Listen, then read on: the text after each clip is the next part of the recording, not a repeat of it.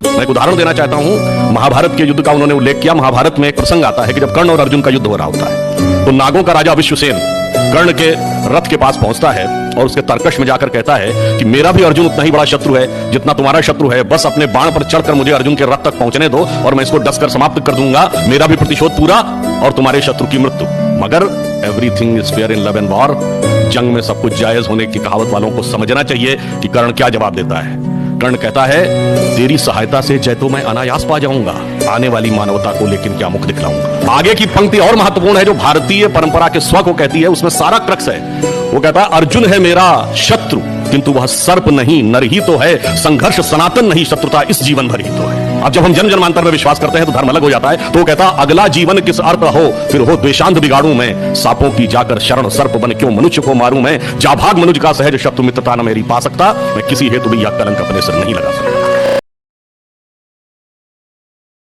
जब लक्ष्मण को मूर्छा आई और भगवान ने सोचा कि मेरा ये सबसे बड़ा संकट कौन हर सकता है, हनुमान से कहा कि तुम जाओ और संजीवनी लेके आओ। तो जब आकाश में हनुमान चले तो सूरज निकला हुआ था, और अगर सूरज इधर निकल जाता जहां लक्ष्मण लेटे हुए थे तो भगवान के जीवन का सबसे बड़ा संकट आ जाता।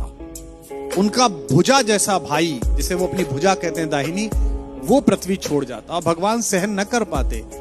सूरज से मिले तो उन्होंने कितनी विनम्रता से बात की, ये सूरज इतना याद रहे संकट एक सूरज वंश पे है, लंका के नीच राहु द्वारा आघात दिनेश अंश पर है, मेरे आने से पहले यदि किरणों का चमत्कार होगा तो सूर्य वंश में सूर्यदेव निश्चित ही अंधकार। इसलिए छिपे रहना भगवान जब तक न जड़ी पहुंचा दूं मैं, बस तभी प्रकट होना भगवान जब संकट निशा मिटा दूं मैं। शक्ति पाना यश पाना लेकिन विनम्र रहना, आशा है स्वल्प प्रार्थना ये सच्चे जी से स्वीकारोगे, आतुर की आर्त अवस्था को होकर करुणार्ध निहारोगे, अन्यथा क्षमा करना दिनकर अंजनी तने से पाला है, बचपन से जान रहे हो तुम हनुमत कितना मतवाला है। अन्यथा क्षमा करना दिनकर अंजनी तने से पाला है, बचपन से जान रहे हो तुम हनुमत कितना मतवाला है। मुख में तुमको धर रखने का फिर वही क्रूर साधन होगा, बंदी मोचन तब होगा जब लक्ष्मण का दुख मोचन होगा।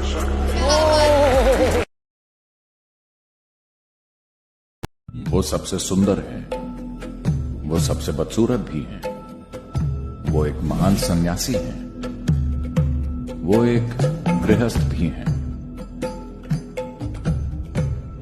वो सबसे अनुशासित है, वो एक नर्तक है और वो पूर्ण रूप से स्थिर भी है। देवता उनकी पूजा करते हैं, दानव भी उनकी पूजा करते हैं, दुनिया में हर तरह के जीव उनकी पूजा करते हैं।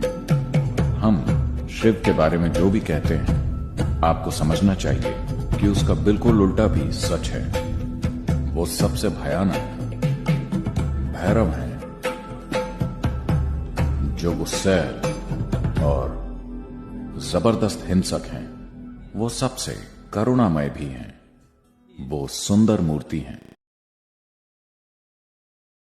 मन से बड़ा बहरूपी न कोई, पल पल रचता स्वांग निराले, माया ममता में उलझा रहे वो, पड़ जाए जो मन के। जनवरी हमारा नया साल शुरू होता है मार्च से। अब मैं एक बात कहना चाहूंगा, 2 महीने का अंतर है दोनों में। तो जनवरी फरवरी मार्च अप्रैल किसके नाम पे हैं आप जाके नेट पे चेक कर लीजिएगा, मिल जाएगा। जूलियस सीजर के नाम पे जुलाई है, अगस्टस सीजर के नाम पे अगस्त है। जिस राजा को बड़ा दिखाना था उसने अपना 31 का महीना कर दिया ताकि 30 से ज्यादा मेरा हो।